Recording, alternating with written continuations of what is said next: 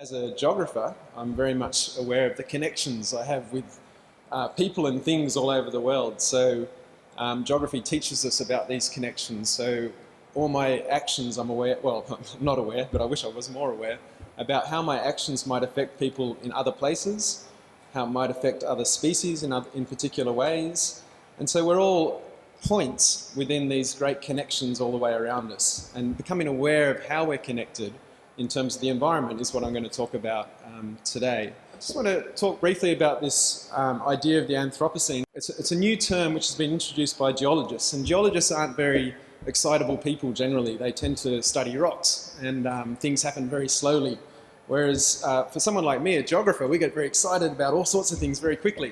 And so when a geologist said that we're moving into a new geological era called the Anthropocene, we all got very interested in this and wanted to know what it was all about. But basically the Anthropocene suggests that we're going through a fundamental period of transformation of the Earth's surface and the Earth's climate of the sort of scale that you might have seen with the Ice Age or with another geological period, that the extent of the change, which is driven by humans, is unprecedented in some ways. If you think about the amount of soil movement caused by farming, we think about the widespread loss of mangroves around the world, 50% of the mangroves have disappeared. We think about climate change. Humans are driving a new era of fundamental geological change. And this is alarming. For many people it's very scary and it's very depressing. And I was talking to someone earlier who suggested she wasn't sure she wanted to have children anymore because she was so worried about the future. And I said, no, that's not the way to think about it. This is also a really good opportunity for us to sit up and think, well, what are we doing and how can we improve our behaviours and how can we interact with the world in different, more mindful ways. This image on the left-hand side, this is a feedlot in America, and this is an aerial Photoshop where you can see tiny dots on the left-hand side, which are cows. It's a massive feedlot that spreads for miles in every direction. And on the right-hand side, you can see where the waste of the feedlot goes. And so you have this sort of toxic algal bloom in this waste area. And this was seen from the sky. They were trying to take photos of different phenomena, and they started taking photos of these massive feedlots running what they were. And it wasn't until later they worked out that this was the scale of the change we were looking at. If we think about the livestock industry, there's over 50 billion animals killed every year for food consumption. Now, if we just take a second to think about that, that's over 1 billion animals a week being slaughtered for our food production purposes. The land which is used for livestock production takes up over 1/3 of the Earth's non-ice surface. This is a huge amount of land, it's a huge amount of animals which are sustaining our human appetite at the moment. And as you can see down the bottom, 78% of agricultural land is devoted to livestock production. So livestock is massive. It's a massive, massive industry. And when we're eating animals, we should be aware of those connections we have and the impacts we're having from a sustainability perspective. If we look at what's going on around the world, we can see that the more developed a country is, and I do a lot of work in Southeast Asia, the more developed a country is, the more meat is consumed. Okay, so we can see some of the greatest consumers of meat are in the developed countries, Australia being one of the highest consumers of meat anywhere in the world.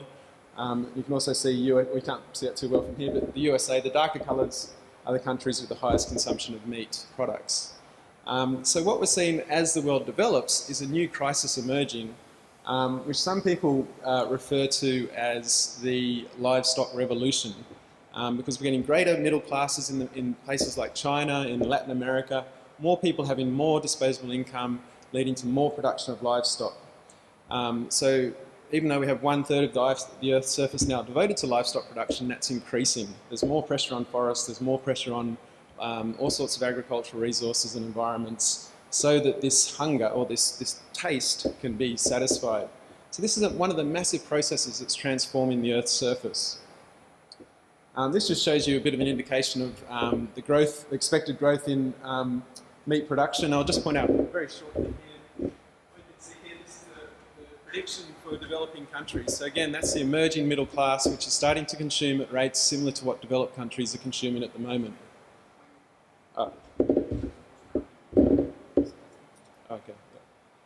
So just here, you can see this line going up here.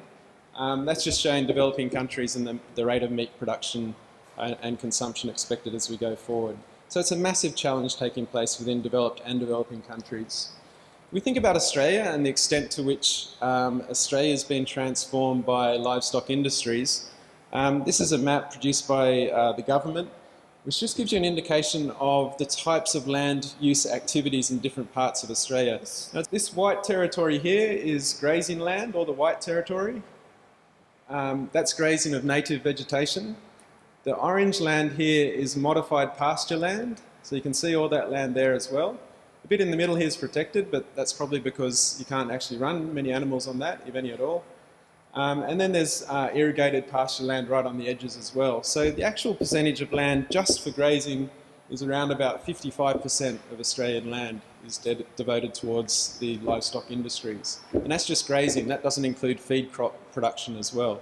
So when we start including those things, it gets into an even higher proportion of the Australian landmass being devoted to these sorts of activities. Now there's all sorts of impacts from grazing, where you have soil erosion, you have runoff into local waterways that can cause various forms of pollution there. There's biodiversity loss, there's the changing of the local flora, so you have woody plants growing, and you would have seen some of those landscapes in the past. And you have this, and you have a lot of water usage as well. So because of that, there's all sorts of challenges that we need to be aware of. In addition to that, we've got the issue of climate change and the amount of emissions that actually come from the livestock sector to influence climate change at a global scale, but also in Australia. So we look at Australia, we can see that 10% of Australia's total emissions comes directly from livestock. And again, that doesn't include the feed crop production, so it's actually more than that. If we look at life cycle analysis, which is another way of measuring the amount of emissions from livestock, we can see globally it's around about 18%. And that includes the land use change, but a lot of the emissions come from methane from the animals themselves. So we're thinking about climate change. Not many people think, I should change what I'm eating. But obviously we should. This is one of the biggest contributors to climate change internationally. The Food and Agriculture Organization report suggested that climate change contributions from livestock was actually higher than transport. So how many times have you thought, I should get a bus, or I should ride my bike because it's going to be better for the climate? We should also be thinking about our food consumption patterns. But at that moment, we don't have any sort of campaigns that are trying to educate people about the impact of their food choices on climate. So this is a really big issue that we need more attention on. If we look at what's happening in Australia, we can get a feeling for the size of the industry. We've got around about 9 million cows every year being slaughtered for food. 700,000 bobby calves, they're the calves that come from dairy cattle, which then set off to slaughter if they're male. 33 million sheep, 5 million pigs, and 500 million chickens. So we're talking about huge amounts of animals every year being slaughtered for the Australian diet, with a lot of these brought up intensively. So a lot of people don't know that we have feedlots in Australia, so a lot of cows are finished off in feedlots for up to about half a year. That's for the intensive production system. Then we have the chickens themselves and the pigs as well, where 90% of those animals are brought up in intensive farming systems. In terms of the trends, we can see that beef and veal production is been increased around 1979, then since then it's been fairly steady or dropping off a little bit. The main growth has been in poultry meat, so chickens, and in pig meat. So we're getting more intensive forms of production. In terms of the issues to do with these intensive forms of production, there's obviously animal welfare issues to do with raising chickens and pigs in intensive industries. You can see down the bottom here a few images. But there's other environmental impacts as well. These animals need to eat. That food comes from feed crops. So 80% of the East Coast grain grown in Australia goes to intensive industries like this. So 80% of that food that could be feeding humans is actually going to these animals. which are then very inefficient in converting that into food for ourselves. And remember, we live in a world where there's growing populations, there's people who are very hungry, very close to us. I've been to Timor-Leste, where they don't have enough food. They have a hungry season every year, where people only have 2 meals a day rather than 3 meals a day, and we don't have enough food to provide for them. It's a really outrageous sort of situation we're in. So we need to really be conscious of what we're eating if we want to make effective, mindful change to the world around us. One of the things to note as well is if we think that we need this much meat, we can look at the growth in the amount of chicken which is consumed every year. In 1963 in Australia we consumed 4.2 kilograms of chicken per year, and that's increased tenfold in that time. So we're now consuming 43 kilos of meat a year. Obviously we don't need to do that. People were healthy back in the 60s. So there's this huge overconsumption of chicken meat taking place. There's a few more stats here about water consumption. Obviously livestock are huge consumers of water, again very inefficient in terms of our overall impact. So if you're thinking about, okay, I'm going to save some water, I'm going to have a short shower today, the average shower takes up about 35 litres of water per day.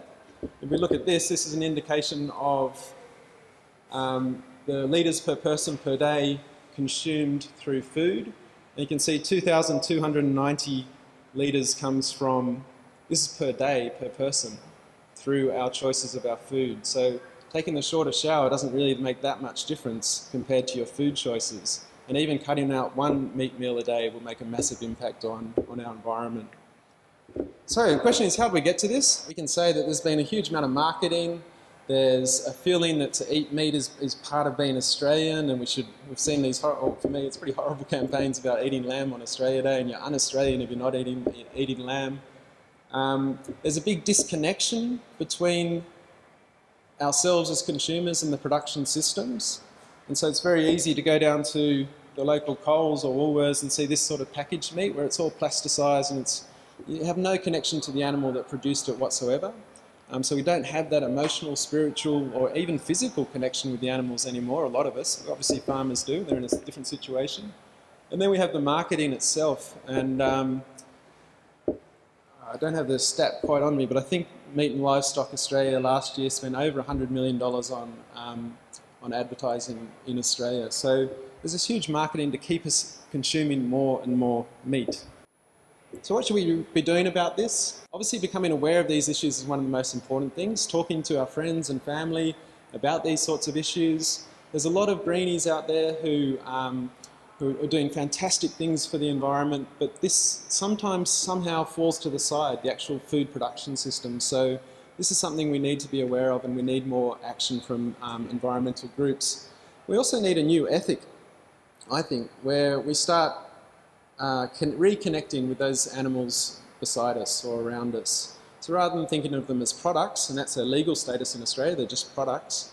In other countries they've got certain rights and protections, and they have welfare rights here as well.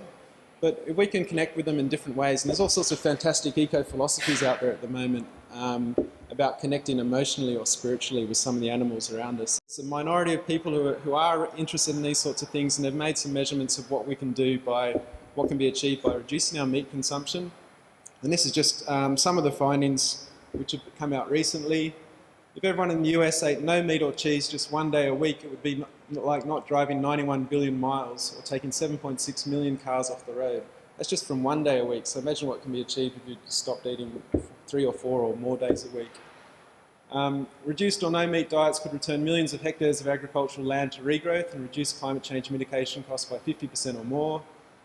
And a reduction of 50% of animal products in the EU would result in a reduction of greenhouse gases and much more cropland. So there's all these global impacts we can have by changing our diets. It's all within our capacity. We can decide to do it tomorrow. The local impacts means there'd be much more land available for regrowth, much more biodiversity, the sorts of things we're all interested in if you're interested in the environment.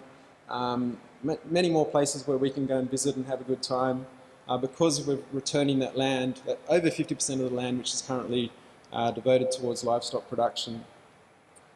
So just in conclusion then, I think for me anyway, being mindful about what we eat is realising those connections that go to other humans but also go to other animals and other species, and being aware of of each and every decision we make and how that affects those other species and other people.